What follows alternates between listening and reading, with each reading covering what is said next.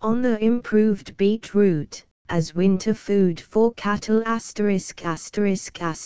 Transcriber's note, new original cover art included with this ebook is granted to the public domain. On the improved beetroot, or Mangelwurzel. On the improved beetroot, as winter food for cattle. By Pinder Simpson. The 4th edition. Fleuron, London, printed by J. Swan, Fleet Street, and sold by Taylor and Hesse, No. 93, Fleet Street. 1815 to John Heaton, Esquire of Bedfords, in the county of Essex. As a testimony of gratitude to him, for the long and faithful friendship with which the author has been honoured, this tract is inscribed, by his affectionate and obedient servant, Pinder Simpson.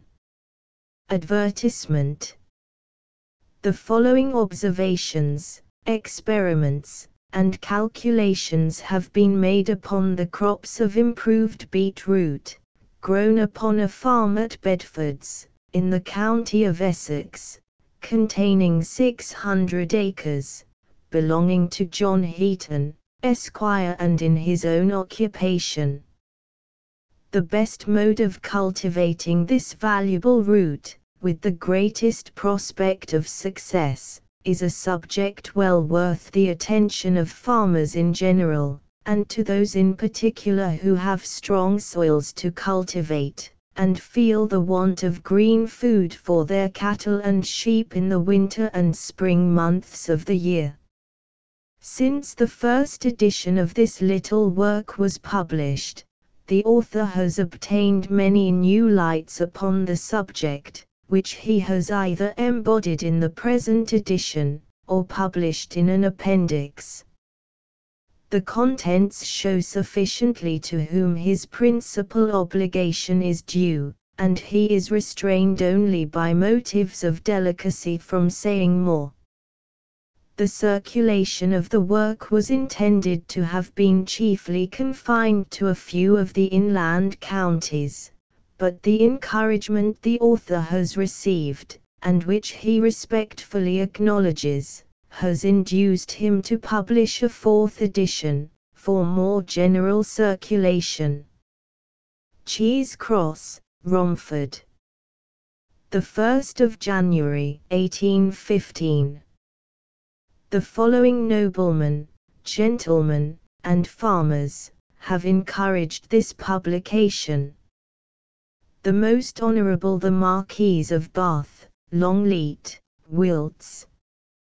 The Right Honourable Lord William Bentinck, North Lynn, Norfolk. The Right Honourable Lord Bradford, Weston Hall, Staffordshire. George Bainbridge, Esquire Gobyons, Essex. Henry Bowman, Esquire Knockin Hall, Shropshire. Mr. John Bailey, Chillingham, Northumberland. Mr. William Blake, Rolleston, Yorkshire. The Right Honourable Lord G. H. Cavendish, Hooker Hall, Lancashire. The Right Honourable R. P. Carew, M. P. Anthony, Cornwall. Charles Cavendish, Esquire Savile Row, London. John Coates, Esquire M. P. Woodcote, Shropshire. The Reverend William Carr, Bolton Abbey, Yorkshire. The Reverend W. M. Crofts, North Grimston, Yorkshire. John Carr, Esquire Skipton, Yorkshire. Charles Cole, Esquire Parston, Northamptonshire. James Campbell, Esquire Witton Dean, Middlesex. Charles Campbell, Esquire Edmonton, Middlesex. Mr. T. Clark, Kirkby Hardwick, Nottinghamshire. Mr. John Charlton, Bolton, Lancashire. His Grace the Duke of Devonshire, Chatsworth, Derbyshire. John Denison, Esquire, Ossington, Nottinghamshire. A P. Driver, Esquire, Kent Road, Surrey. Edward Driver, Esquire, ditto. John L. C., Esquire, Chigwell Row, Essex. The Right Honourable Earl Fitzwilliam, Wentworth, Yorkshire. Ralph Fletcher, Esquire, Hollins, Lancashire. The Right Honourable Lord Grantham, Newby Hall, Yorkshire. E. S. Godfrey, Esquire, Newark, Nottinghamshire. The Right Honourable the Earl of Hardwicke, Wimpole, Cambridgeshire. Sir Windsor Hun Luke, Bart. Wingerworth, Derbys. John Heaton, Esquire, Bedfords, Essex. Charles Heaton, Esquire, Burlington Street, London. William Hewson, Esquire, Havering Grange, Essex. C. N. Hasty, Esquire, East Grinstead, Sussex.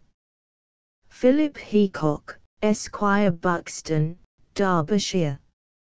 Samuel Hicks, Esquire, Wydeal, Hertfordshire.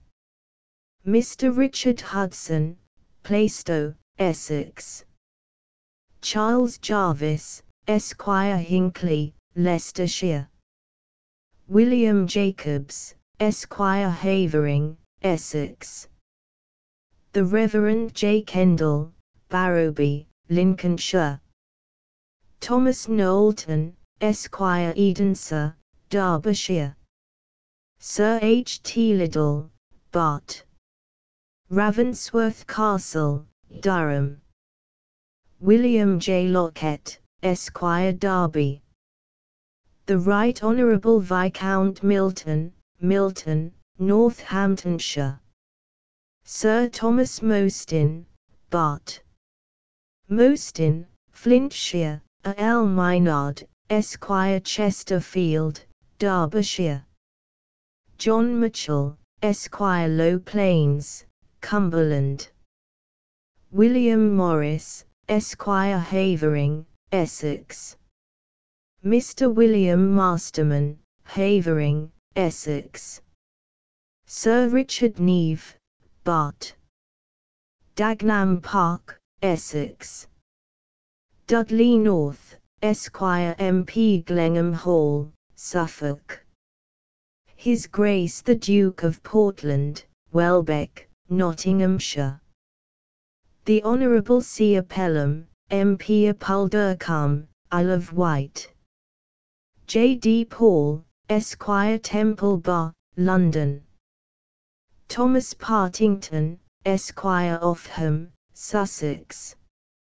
Mr. Peter Potter, Kentish Town, Middlesex. Mr. James Pope, Latimer, Buckinghamshire. Mr. Thomas Padmore, Lincroft, Staffordshire. Mr. Thomas Pinder, Ekring, Nottinghamshire. Thomas Roberts, June, Esquire, Hampstead, Middlesex. Edward Russell, Esquire, Holland House, Surrey. John Renshaw, Esquire, Nottingham. Mr. Robert Robinson, Havering, Essex. Mr. John Rowell, Holbeck, Lancashire. The Honourable John Simpson, MP, Babworth, Nottinghamshire. S. E. Sawbridge, Esquire, Olentai, Kent. Robert Snow, Esquire, Temple Bar, London. John Shaw, Esquire, Weston Hall, Derbyshire. William Sanby, Esquire, Rocklin, Herefordshire. John Stevens, Esquire, Reading. Thomas Sewell, Esquire, Newport, Isle of Wight. William Stone, Esquire, Inglefield, Berkshire.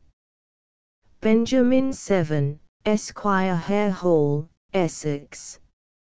Mr. John Sutton, Sawtry, Huntingdonshire. Mr. William Speechley, King's Newton Hall, Derbyshire. Mr. Robert Swift, Wydeal, Hertfordshire. The Right Honourable Lord John Townshend, Balls Park, Hertfordshire. The Reverend Robert Thomson, LL.D. Longstow Hall, Cambridgeshire. H. B. Thornhill, Esquire, Langwith Lodge, Notts. C. T. Tower, Esquire, Weald Hall, Essex. George Tyson, Esquire, Ilchester, Somersetshire. Mr. William Trumper, Dorney, Buckinghamshire. Mr. Rainier Tyler, Windsor, Berkshire. Mr. Robert Tomlin, Stoke, Derbyshire. Mr. John Trumper, Harefield, Middlesex. C. C. Weston, Esquire, M.P. Felix Hall, Essex. The Reverend E. Williamson, Campden, Bedfordshire. C. H. Ware, Esquire, Gray's Inn, Middlesex. John Willock, Esquire, Golden Square, London. Thomas Willan, Esquire, Marybone Park, Middlesex. Mr. Charles Wastel, Holborn, Middlesex. Mr. William Weller, Amersham, Buckinghamshire. Mr. William Ward, Durham. Mr. Thomas Walton, Purgo Park, Essex. Mr. Joseph Watson, Shimperling, Norfolk. Mr. William Weedon, Willesden Green, Middlesex. On the improved beet root, as winter food for cattle. Chap. I. The garden at Cheese Cross produced a fine crop of the improved beet root. The roots, when about the size of a radish, were thinned out with a turnip hoe, leaving the plants nearly 15 inches apart each way. I selected 60 square yards, 6 by 10, and found the produce to be 360 roots, equal to 29,040 roots upon an acre. They weighed from 1 pound to 12 pounds each, and 10 of them, taken up indiscriminately, weighed 40 pounds. Supposing them, therefore, to average 4 pounds each, the weight upon an acre would be something more than 50 tons. 100 weight, cut into small pieces for the cattle, measured 2 bushels. The quantity per acre may therefore be estimated at 2,000 bushels. 2 bushels are given to each bullock daily, 196 bushels. The produce of only about a 10th part of an acre of garden ground, planted in this way, would keep a bullock 14 weeks. In Mason's Field, on the road from Bedfords to Havering, another fine crop was obtained. The roots, when about the size of a radish, were taken out of the seed bed, and planted in rows, 3 feet asunder, and the plants were about 18 inches apart in each row. I selected 60 square yards, 6 by 10, and found the produce to be 126 roots, equal to 10,164 roots upon an acre. These roots weighed, on an average, 5 pounds each, so that the weight upon an acre would be something more than 22 tons. Each bullock eats 1 cwt per day. The produce of 1 acre of ground, planted in this way, would keep 4 bullocks feeding for 110 days. In another part of the same field, on the road from Bedfords to Havering, the seed was dibbled in rows, 2 feet apart, and the plants were left 12 inches apart in each row. I selected 60 square yards, 6 by 10, and found the produce to be 270 roots, equal to 21,780 roots upon an acre. These roots average a little more than 5 pounds each. The weight upon an acre would therefore be something more than 48 tons. Each bullock eats 1 cwt per day. The produce of 1 acre of land, planted in this way, would keep 10 bullocks feeding for 97 days. Chap. 2. This is the third year that Mr. Heaton has cultivated the improved beetroot with great success, in 3 different ways, namely, broadcast on ground under garden culture, and, in the field, by dibbling in the seed, and transplanting the roots. The result fully justifies a preference in favor of dibbling in rows 2 feet apart, as will be seen by the following short statement of the produce obtained under each mode of culture. Produce. Broadcast, on strong land, spade trenched, 10 inches deep, leaving the plants after hoeing nearly 15 inches apart each way, 50 tons per acre.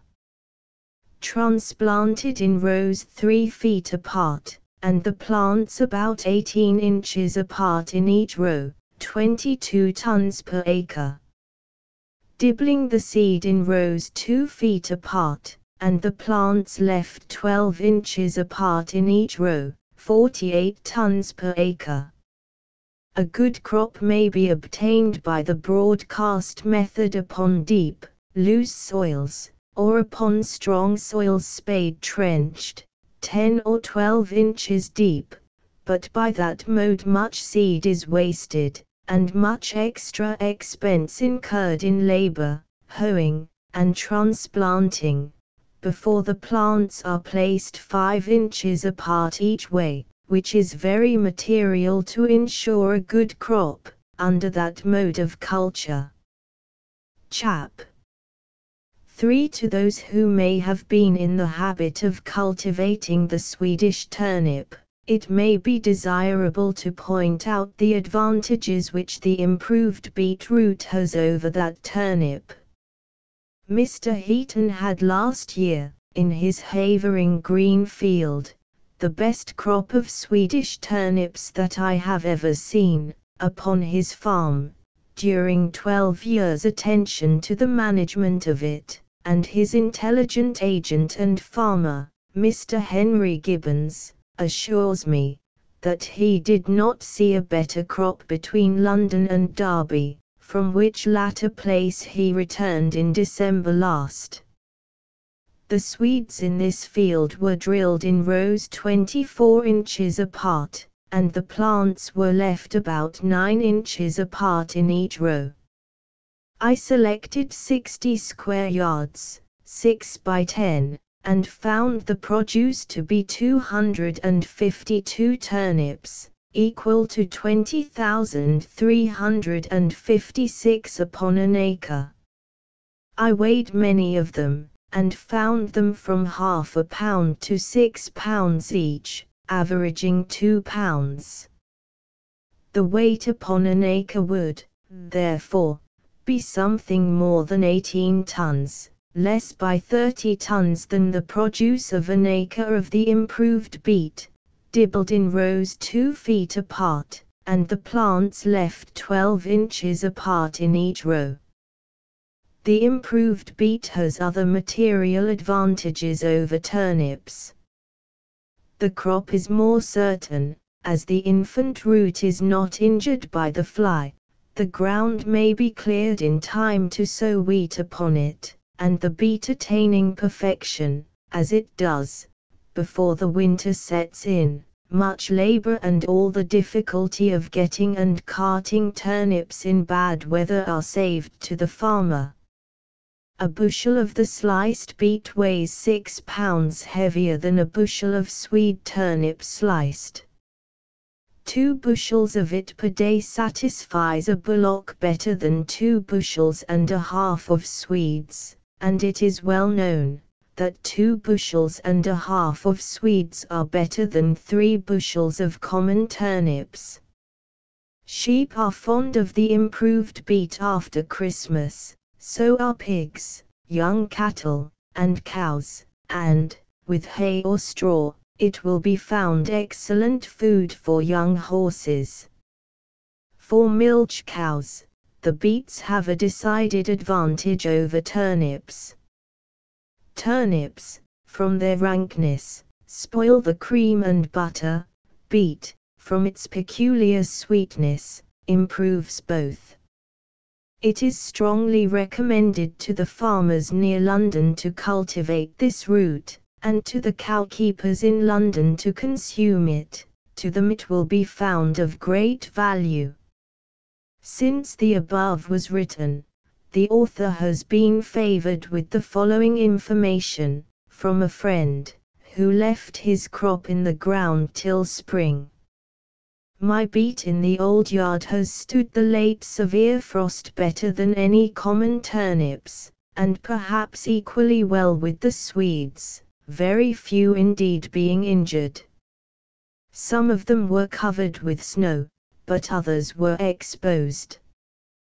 They were rather small, having been planted so late as June. IK February 23, 1814. Chap. 4 For the information and guidance of those occupiers of land, who may be desirous of cultivating the improved beet root upon strong land, the next chapter will contain a particular account of the method used in cultivating that root upon strong land at Bedfords.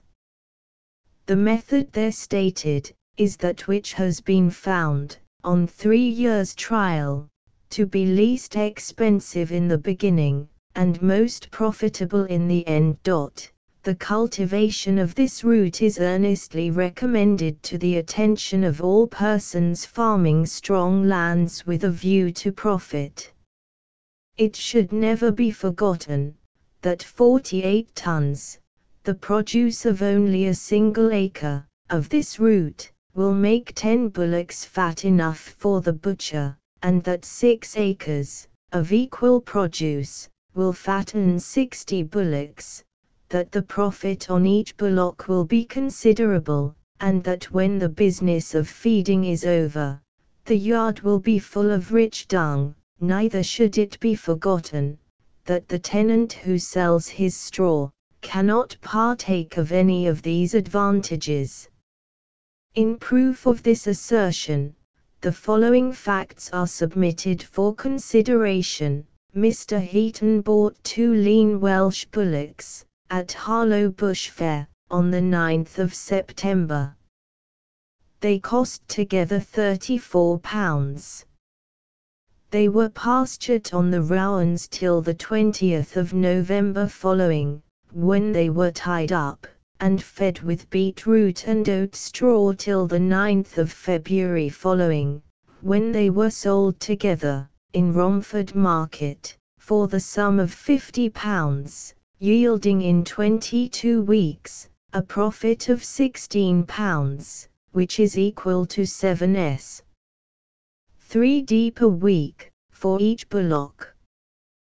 These 2 bullocks were tied up 12 weeks each, in which time they ate 8 tons 2 cwt. Of beet root, the produce of only 1/6 part of an acre of land, cultivated according to the method recommended in the following chapter. Chap. V. The method used in the cultivation of the improved beet root upon strong land at Bedfords. It may be proper, in the first place, to state what is meant by strong land. The surface soil is loamy, and from 4 to 12 inches deep, upon a bed of strong clay mixed with gravel. It is too heavy, and generally too wet, in the winter, even for sheep to eat a crop of turnips on the ground, and although good turnips are grown upon it, it is always necessary to draw them for the sheep, stall-fed cattle, or for cattle in the yards. The ground is prepared to receive the seed, and cleaned in the same way as it would have been for Swedish turnips. As that part of the business is so well known to all farmers, it is not necessary to enter into detail upon it. In the middle, or latter end of the month of April, the furrows are set out with the plough, 2 feet apart, and double ploughed, that is, the plough returns on the furrow to the point whence it set out, forming a ridge between each furrow. Double ploughing with a common plough is preferred to single ploughing with a double mould-bored plough, because it affords a greater depth of loose earth than the double mould-bored plough would produce. In these furrows, the manure, which should be in a rotten state, is deposited, after the rate of 6 cubic yards to an acre. The ridges are then split by the plough going and returning the same way as before mentioned, leaving the manure immediately under the middle of the new ridges. A light roller is then passed along the ridges, in the middle of which the seed is dibbled, so that the plants may receive all the benefit which can be derived from the manure. The seed is deposited about an inch deep whilst the moisture is fresh in the earth, and covered by drawing a garden rake along the rows. After this, the light roller is again passed along the ridges, and the work is finished. When the plants are about the size of a radish, they are hoed with a turnip hoe, leaving the plants in the rows about 12 inches apart. If any of the seeds fail, and there happen not to be an even crop, the roots, where they are too thick, are drawn out before the hoeing takes place, and transplanted, to fill up the vacant places, and ensure a full crop, which is always certain, inasmuch as 99 plants out of 100 thrive and do well. In transplanting, care is necessary to prevent the point of the root from turning upwards.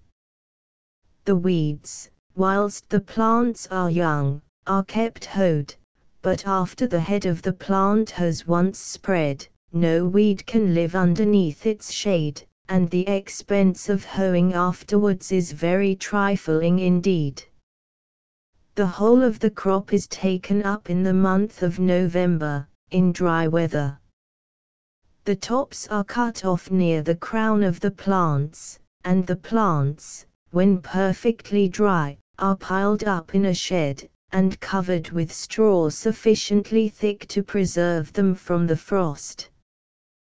They kept last year till the latter end of March, and they would have kept much longer. The seed may be had of Cochrane, seedsman, in Duke Street, Grosvenor Square, of Messrs. Gibbs and Company, Half Moon Street, Piccadilly, and of Mr. Mason, Fleet Street. From 3 to 4 pounds of the seed will be sufficient for an acre of ground, prepared and dibbled according to the method here stated. The price last year was 7s. per pound, but it may probably be less hereafter, as the growers of the root, so long as that high price continues, will of course save their own seed, and thereby lessen the demand from the seedsman. The method before described elucidated. Form of the ridges before manuring. Ridges. The tops of the ridges about 2 inches broad, AAA intervals of 24 inches from one to another. depths about 12 inches from A to B furrows where the manure is deposited, B form of the ridges after splitting and rolling. Ridges, tops are 9 inches broad, in the middle of which the seed is deposited. Situation of the manure B. Chap.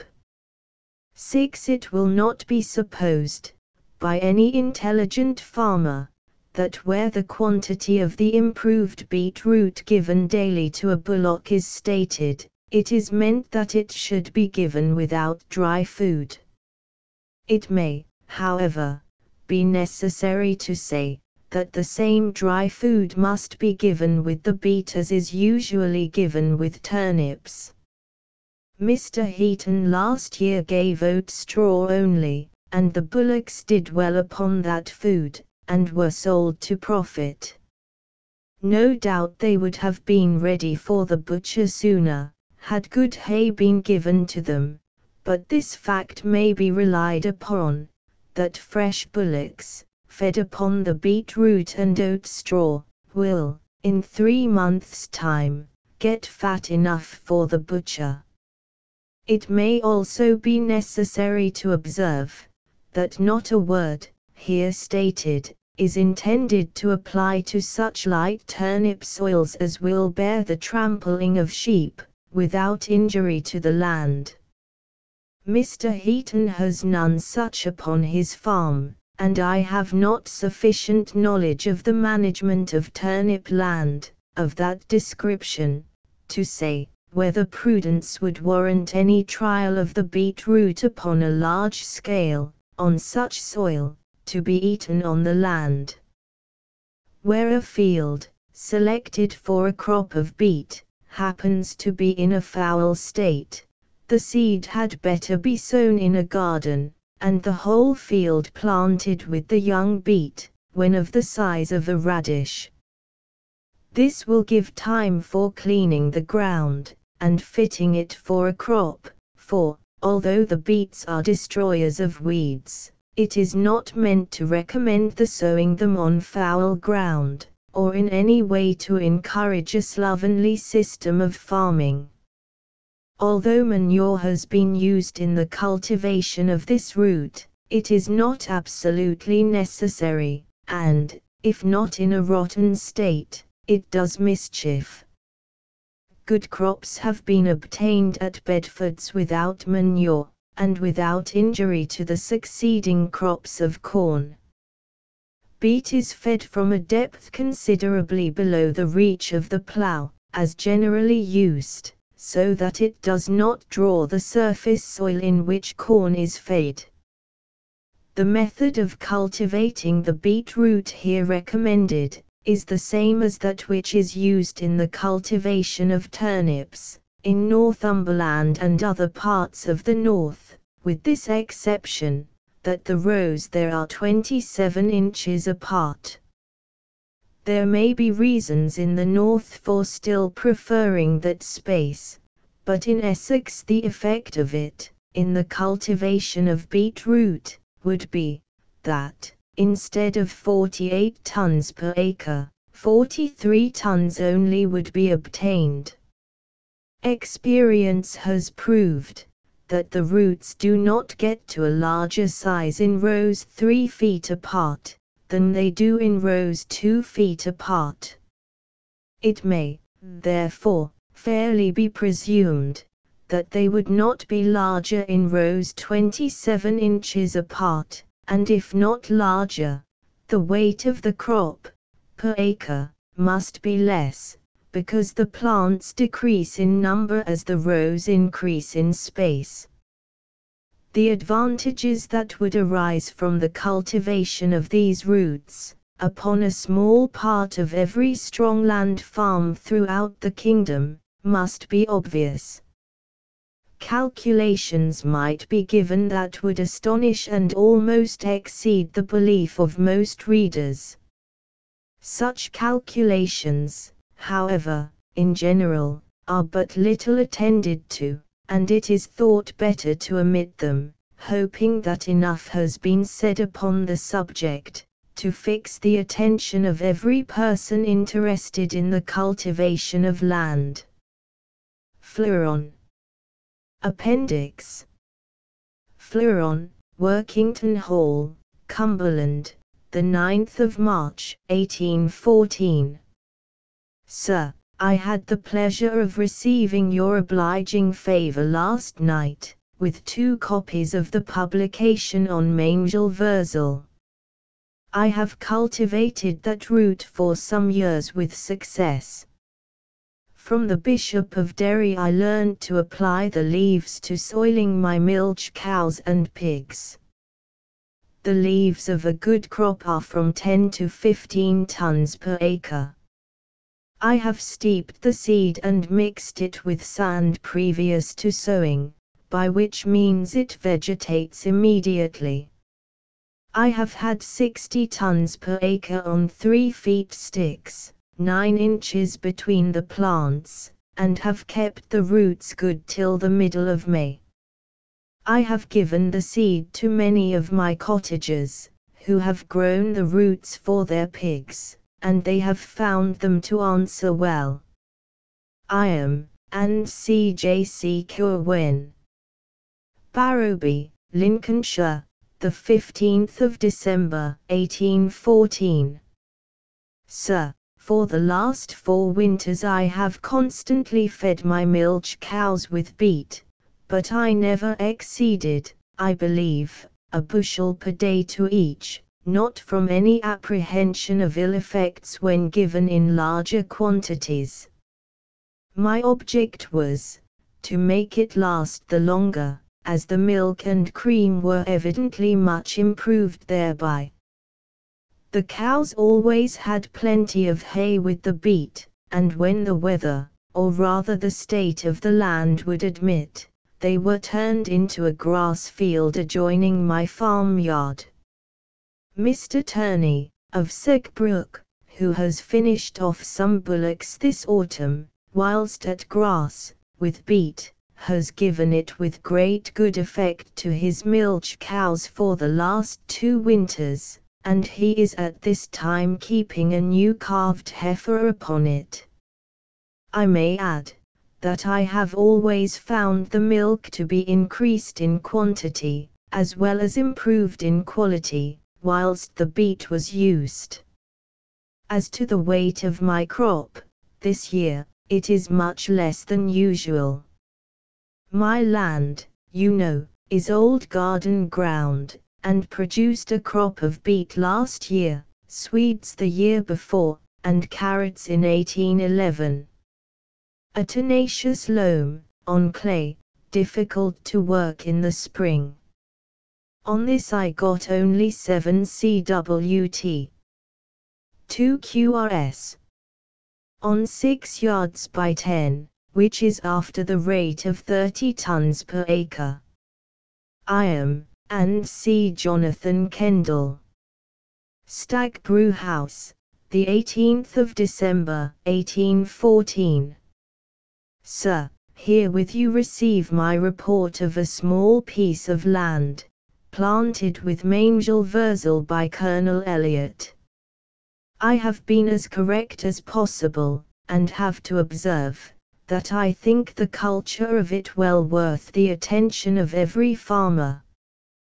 The latter end of April, 1814, 10 poles of land were sown with Mangel Wurzel, 20 inches distance, in drills, the plants in the row thinned to about 15 inches. The land poor, consisting principally of brick rubbish and road scrapings, with a slight coat of rotten dung previous to the sowing. It had 2 hoeings after the plants were thinned.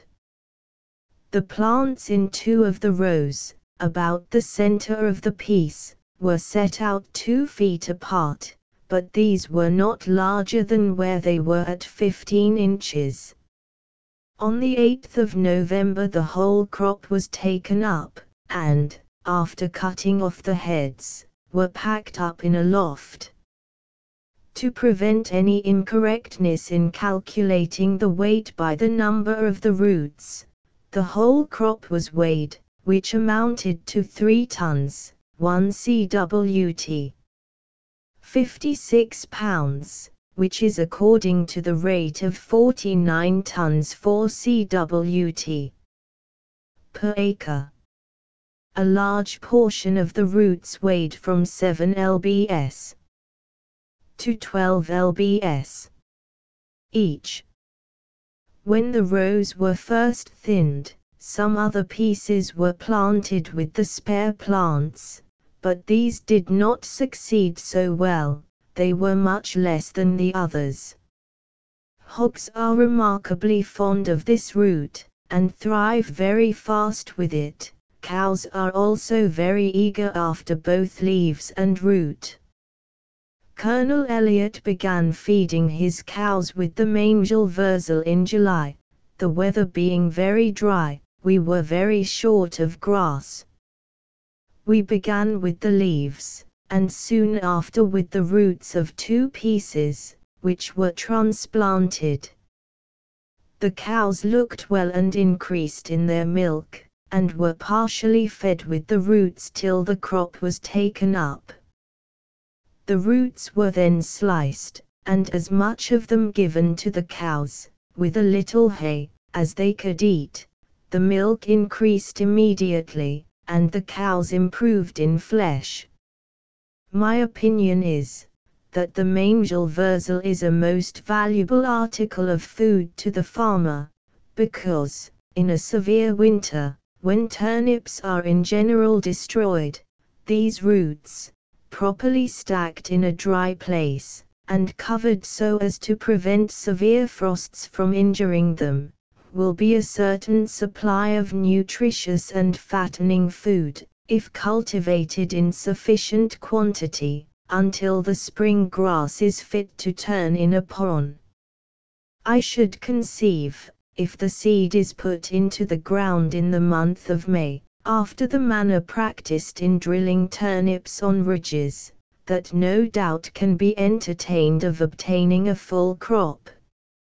As mangel wurzel exceeds all other winter food, from being preserved under cover without injuring the quality, so it will prevent a recurrence to the expensive food of oil cake or corn. I am, and C.G.T. Bolt. Kentish Town, the 29th of December, 1814. Sir, having presented one of your books to Mr. Richard Laycock, a considerable farmer and cowkeeper at Holloway, with a request that he would cultivate the root, he did me the favour to make choice of a piece of land, containing 1 root and 20 perches, which had been part of a field, composed of brick earth or strong clay, in the procurement of which, the field had for several years past been dug over to a great depth below the original surface. On this piece he caused a quantity of soil and rotten dung intermixed therewith to be laid, and the ground levelled, about 10 or 12 inches deep. In the month of May he commenced dibbling the seed in rows 2 feet asunder, and 1 foot apart in the rows, but, for want of time, only about 1/3 part of the crop was got in by this mode. The remainder was transplanted in the middle of June. The whole of the land was kept perfectly clean, and, while confined to the upper soil, the plants made rapid progress. Had the subsoil been of a yielding nature, the crop would have been extraordinary, but it was observable, although the tap roots were particularly vigorous, that so soon as they had penetrated to the unbroken clay, they invariably divided and turned off in a horizontal direction, and afterwards threw out fibrous shoots without number. The seed was procured from a nurseryman at Fulham, and was particularly good. Very few of the plants ran up to seed. Those that did so, were not suffered to remain, but were taken up and given to the cows, as were also the lower leaves, which were repeatedly stripped off in considerable quantities. In the middle of November the whole crop was drawn off and weighed, after being cleared of the tops and loose dirt. The produce was 15 tons and a few pounds over. Average weight of the roots, 5 3/4 pounds. Correspondent produce 40 tons per acre. Although this experiment on Mr. Laycock's land falls short of those stated in your treatise, yet, when the extreme unfavorableness of its situation is considered, that of an exhausted brick field, the deficiency is easily accounted for.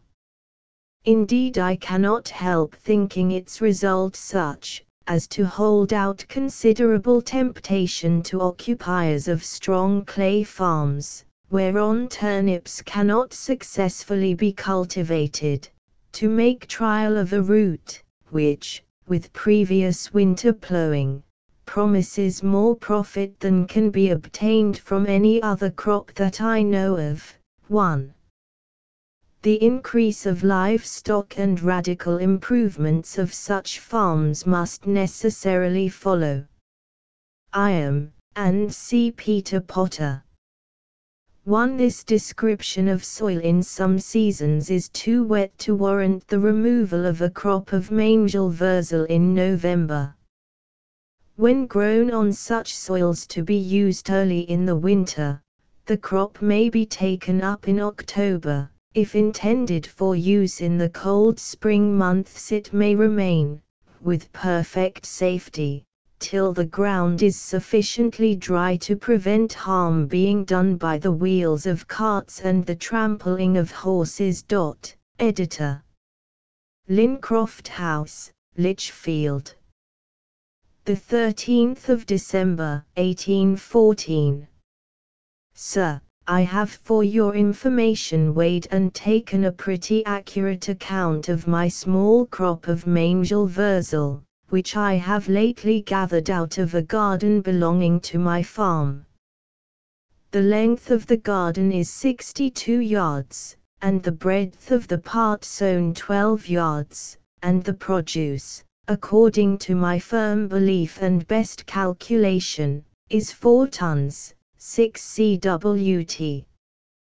40 pounds, and I am well convinced in my own mind, that had I properly attended to the culture of this root, I might have obtained a much greater produce, even in that space of ground, for, you will observe, I have not strictly adhered to the plan laid down in your little publication. In the first instance, the ground was very foul at the time of sowing, and the plants, when growing, were about 18 inches apart one way, and nearly 1 yard the other, there being only 13 rows in the space of 12 yards, and the garden too surrounded with trees, so that I consider everything was unfavorable. I further beg leave to state as my opinion, that as the ground is very strong, it is not well adapted to the growth of beet, and as most of the roots were transplanted, they had not a fair chance. Transplanted roots are seldom so good as those which have not been removed.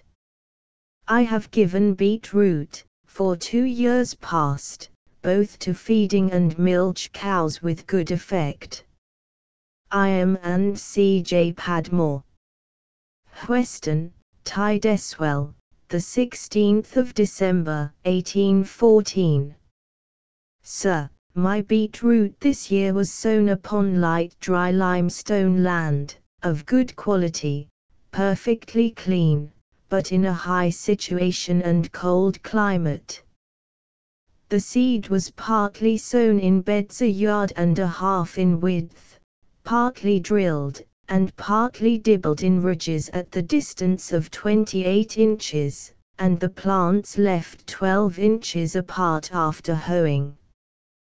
The rows drilled came up much the best, and continued altogether the finest plants. They were thinned and hoed early. The dibbled seed missed in a great number of places, too. The vacancies were supplied from the drilled rows, transplanted at different ages, and at different times of the year, as the season suited for the purpose, but none of them grew in size or luxuriance, equal to those left standing in the drilled rows. In the beds the plants were extremely numerous, but they had not the same advantages of being thinned and hoed so early as the drilled rows, and they were in general small in size. 2 Probably planted too deep. Editor. I had a most productive supply of green food to the fold-yard, during the months of September and October, from the tops, and during the latter month many of the plants which had run to seed, were also taken up and consumed in the same way. They were given to milch cows morning and evening, during milking time, and to store pigs in the fold-yard. The produce on 6 yards by 10 was 206 roots in number, and 477 pounds in weight, to which may be added about 1/10 more for plants consumed before the crop was taken up. I think the beetroot affords a very material increase to the stock of green food, of the best quality in the autumn months, and, when grown near enough to the farmyard to be taken daily as wanted, without too great an expense in labor and carriage, that mode of consuming the leaves and some of the roots may be resorted to with great advantage, and it may be found a resource of no small use in dry seasons. Cattle in general eat both the root and top with eagerness. Pigs prefer them to any other vegetable food.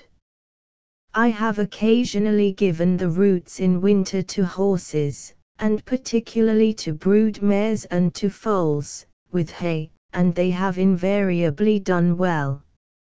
I am, and C. John Shaw. These and many other letters have been received by the author from gentlemen residing in different parts of the kingdom, recommending, from their own experience and success, the culture of the improved beetroot, to those farmers who have yet to learn its value. In so doing, they are not actuated by any sordid motive or selfish principle.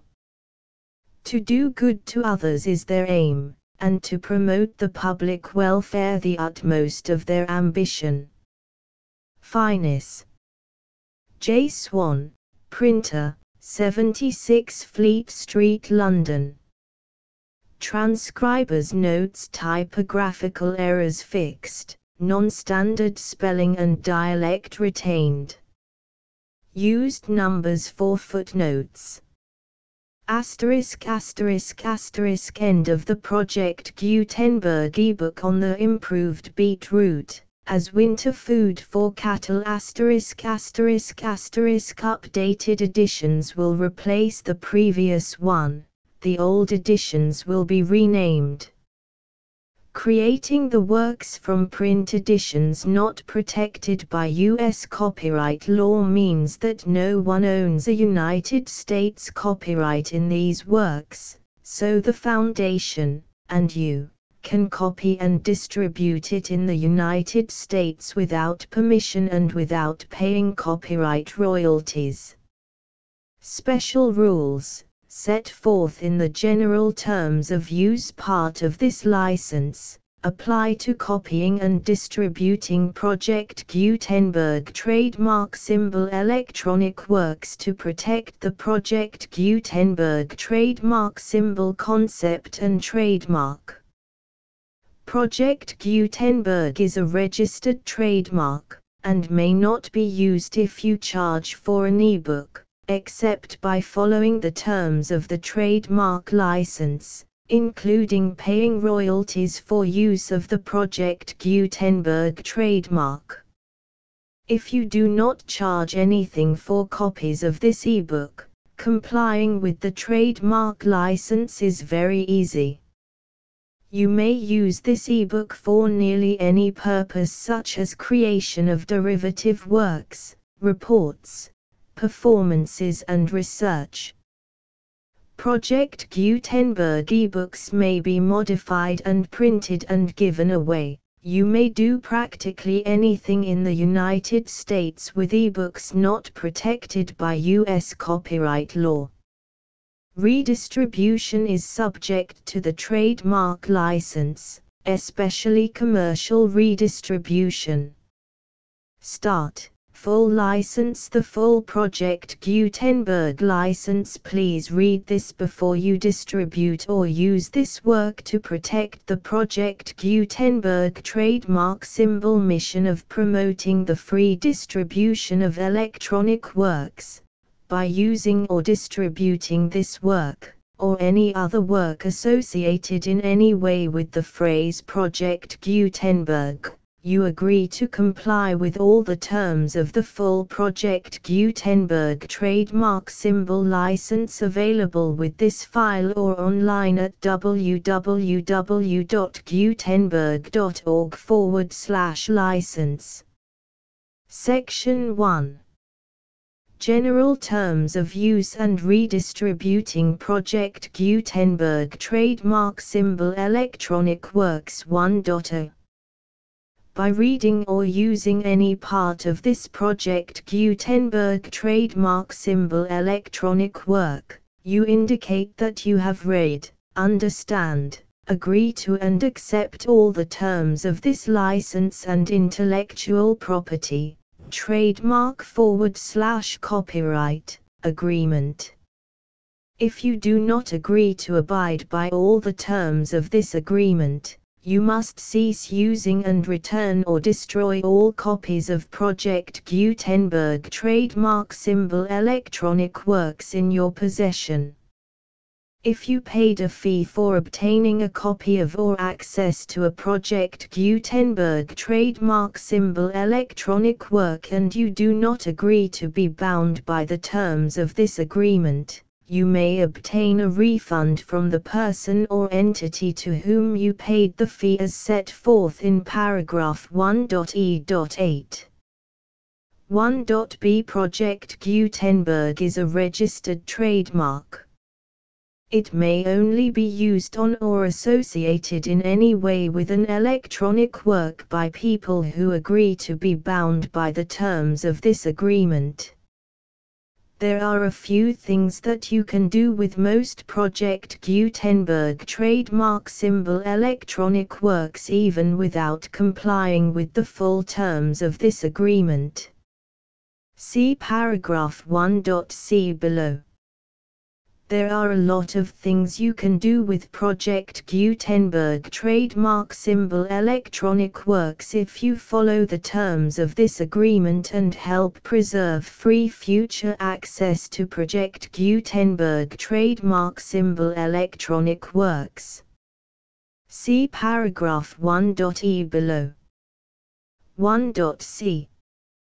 The Project Gutenberg Literary Archive Foundation, the Foundation or PGLAF, owns a compilation copyright in the collection of Project Gutenberg trademark symbol electronic works. Nearly all the individual works in the collection are in the public domain in the United States. If an individual work is unprotected by copyright law in the United States and you are located in the United States, we do not claim a right to prevent you from copying, distributing, performing, displaying or creating derivative works based on the work as long as all references to Project Gutenberg are removed. Of course, We hope that you will support the Project Gutenberg trademark symbol mission of promoting free access to electronic works by freely sharing Project Gutenberg trademark symbol works in compliance with the terms of this agreement for keeping the Project Gutenberg trademark symbol name associated with the work. You can easily comply with the terms of this agreement by keeping this work in the same format with its attached full Project Gutenberg trademark symbol license when you share it without charge with others. 1.d.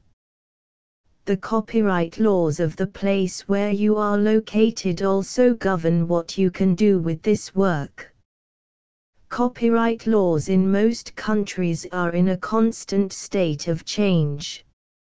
If you are outside the United States, check the laws of your country in addition to the terms of this agreement before downloading, copying, displaying, performing, distributing or creating derivative works based on this work or any other Project Gutenberg trademark symbol work. The Foundation makes no representations concerning the copyright status of any work in any country other than the United States. 1.e. Unless you have removed all references to Project Gutenberg, 1.e.1. The following sentence, with active links to, or other immediate access to, the full Project Gutenberg trademark symbol license must appear prominently whenever any copy of a Project Gutenberg trademark symbol work, any work on which the phrase Project Gutenberg appears, or with which the phrase Project Gutenberg is associated, is accessed, displayed, performed, viewed, copied or distributed.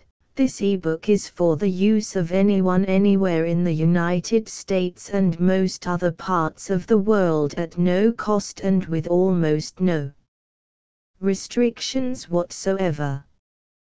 You may copy it, give it away or reuse it under the terms of the Project Gutenberg license included with this ebook or online at www.gutenberg.org.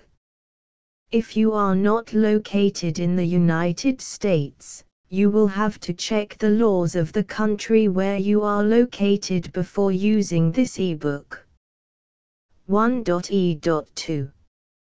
If an individual Project Gutenberg trademark symbol electronic work is derived from texts not protected by U.S. copyright law, does not contain a notice indicating that it is posted with permission of the copyright holder, the work can be copied and distributed to anyone in the United States without paying any fees or charges. If you are redistributing or providing access to a work with the phrase Project Gutenberg associated with or appearing on the work, you must comply either with the requirements of paragraphs 1.e.1 through 1.e.7 or obtain permission for the use of the work and the Project Gutenberg trademark symbol trademark as set forth in paragraphs 1.e.8 or 1.e.9. 1.e.3. If an individual Project Gutenberg trademark symbol electronic work is posted with the permission of the copyright holder, your use and distribution must comply with both paragraphs 1.e.1 through 1.e.7 and any additional terms imposed by the copyright holder. Additional terms will be linked to the Project Gutenberg trademark symbol license for all works posted with the permission of the copyright holder found at the beginning of this work. 1.e.4. Do not unlink or detach or remove the full Project Gutenberg trademark symbol license terms from this work, or any files containing a part of this work or any other work associated with Project Gutenberg trademark symbol. 1.e.5 Do not copy, display, perform, distribute or redistribute this electronic work, or any part of this electronic work, without prominently displaying the sentence set forth in paragraph 1.e.1 with active links or immediate access to the full terms of the Project Gutenberg trademark symbol license. 1.e.6 You may convert to and distribute this work in any binary, compressed, marked up, non-proprietary or proprietary form, including any word processing or hypertext form. However, if you provide access to or distribute copies of a Project Gutenberg trademark symbol work in a format other than plain vanilla ASCII or other format used in the official version posted on the official Project Gutenberg trademark symbol website, www.gutenberg.org, you must, at no additional cost, fee or expense to the user, provide a copy, a means of exporting a copy, or a means of obtaining a copy upon request, of the work in its original plain vanilla ASCII or other form.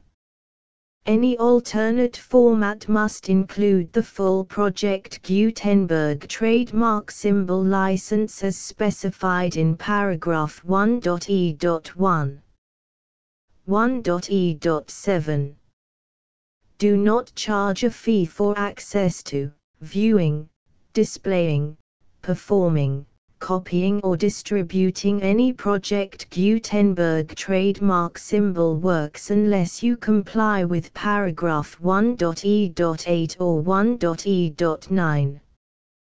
1.e.8 You may charge a reasonable fee for copies of or providing access to or distributing Project Gutenberg trademark symbol electronic works provided that you pay a royalty fee of 20% of the gross profits you derive from the use of Project Gutenberg trademark symbol works calculated using the method you already use to calculate your applicable taxes.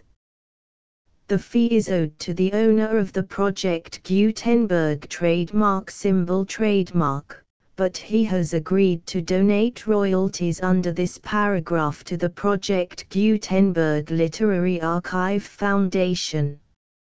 Royalty payments must be paid within 60 days following each date on which you prepare, or are legally required to prepare, your periodic tax returns. Royalty payments should be clearly marked as such and sent to the Project Gutenberg Literary Archive Foundation at the address specified in Section 4, Information about donations to the Project Gutenberg Literary Archive Foundation. You provide a full refund of any money paid by a user who notifies you in writing, or by email, within 30 days of receipt that he does not agree to the terms of the full Project Gutenberg trademark symbol license. You must require such a user to return or destroy all copies of the works possessed in a physical medium and discontinue all use of and all access to other copies of Project Gutenberg trademark symbol works. You provide, in accordance with paragraph 1.f.3, a full refund of any money paid for a work or a replacement copy, if a defect in the electronic work is discovered and reported to you within 90 days of receipt of the work. You comply with all other terms of this agreement for free distribution of Project Gutenberg trademark symbol works. 1.e.9 If you wish to charge a fee or distribute a Project Gutenberg trademark symbol electronic work or group of works on different terms than are set forth in this agreement, you must obtain permission in writing from the Project Gutenberg Literary Archive Foundation, the manager of the Project Gutenberg trademark symbol trademark. Contact the Foundation as set forth in Section 3 below.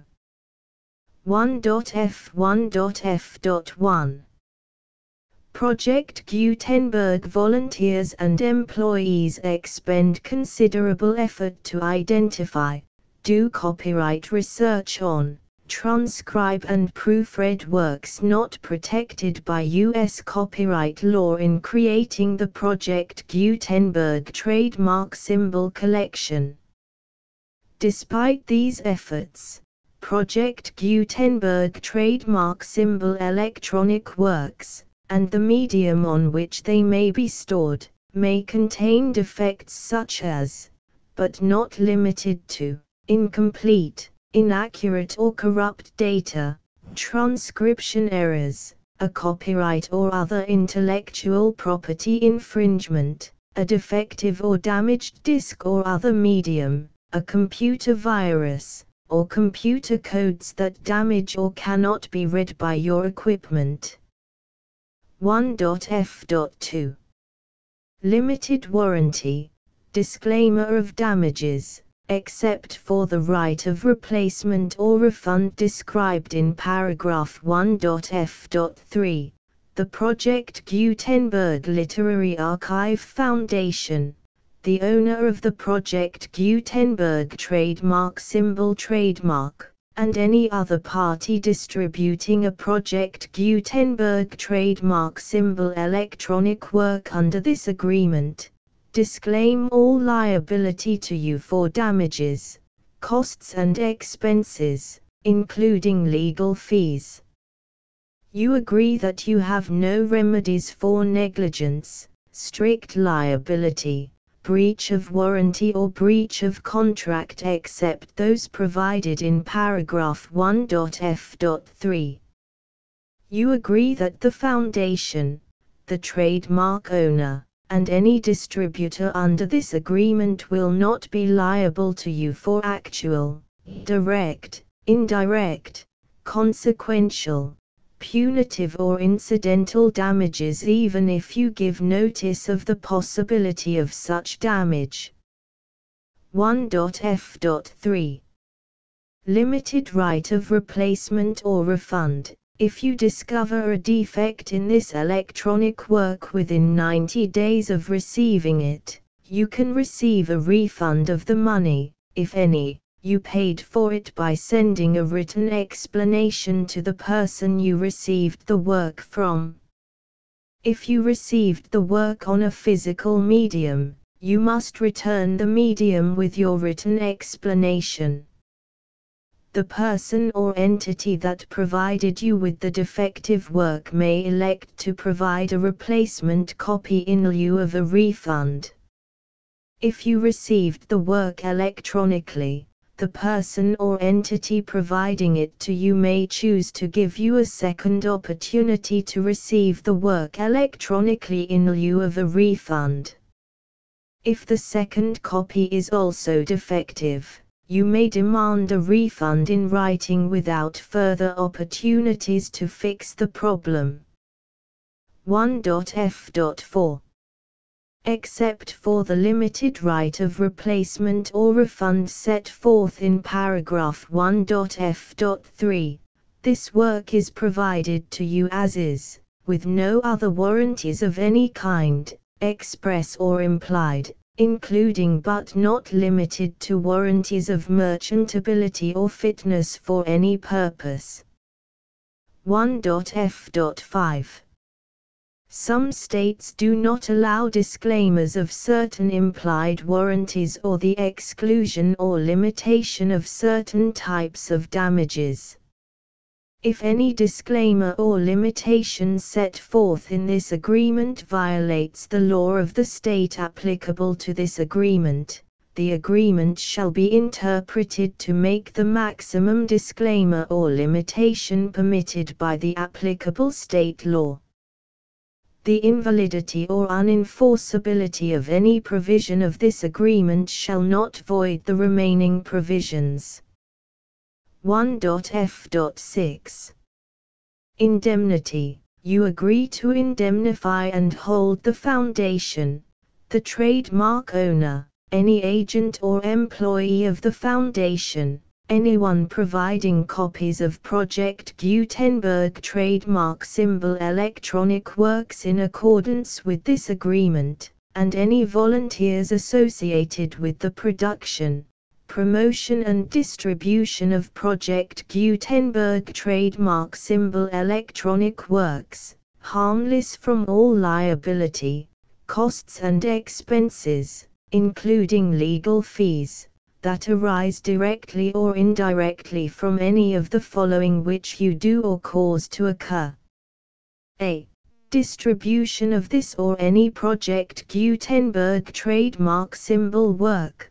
B. Alteration, modification, or additions or deletions to any Project Gutenberg trademark symbol work, and C. Any defect you cause. Section 2. Information about the mission of Project Gutenberg trademark symbol. Project Gutenberg trademark symbol is synonymous with the free distribution of electronic works in formats readable by the widest variety of computers, including obsolete, old, middle-aged and new computers. It exists because of the efforts of hundreds of volunteers and donations from people in all walks of life. Volunteers and financial support to provide volunteers with the assistance they need are critical to reaching Project Gutenberg trademark symbol's goals and ensuring that the Project Gutenberg trademark symbol collection will remain freely available for generations to come. In 2001, the Project Gutenberg Literary Archive Foundation was created to provide a secure and permanent future for Project Gutenberg trademark symbol and future generations. To learn more about the Project Gutenberg Literary Archive Foundation and how your efforts and donations can help, see sections 3 and 4 and the Foundation information page at www.gutenberg.org. Section 3. Information about the Project Gutenberg Literary Archive Foundation. The Project Gutenberg Literary Archive Foundation is a non-profit 501(c)(3) educational corporation organized under the laws of the state of Mississippi and granted tax-exempt status by the Internal Revenue Service. The Foundation's IN or Federal Tax Identification Number is 64-6221541. Contributions to the Project Gutenberg Literary Archive Foundation are tax-deductible to the full extent permitted by U.S. federal laws and your state's laws. The Foundation's business office is located at 809 North 1500 West, Salt Lake City, UT 84116. 801-596-1887. Email contact links and up-to-date contact information can be found at the Foundation's website and official page at www.gutenberg.org/contact section 4. Information about donations to the Project Gutenberg Literary Archive Foundation. Project Gutenberg trademark symbol depends upon and cannot survive without widespread public support and donations to carry out its mission of increasing the number of public domain and licensed works that can be freely distributed in machine-readable form accessible by the widest array of equipment, including outdated equipment. Many small donations, $1 to $5,000, are particularly important to maintaining tax-exempt status with the IRS. The Foundation is committed to complying with the laws regulating charities and charitable donations in all 50 states of the United States. Compliance requirements are not uniform and it takes a considerable effort, much paperwork and many fees to meet and keep up with these requirements. We do not solicit donations in locations where we have not received written confirmation of compliance. To send donations or determine the status of compliance for any particular state, visit www.gutenberg.org/donate. While we cannot and do not solicit contributions from states where we have not met the solicitation requirements, we know of no prohibition against accepting unsolicited donations from donors in such states who approach us with offers to donate. International donations are gratefully accepted, but we cannot make any statements concerning tax treatment of donations received from outside the United States. U.S. laws alone swamp our small staff. Please check the Project Gutenberg web pages for current donation methods and addresses. Donations are accepted in a number of other ways, including checks, online payments and credit card donations.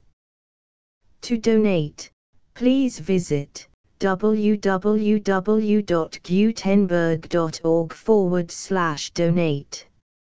Section 5.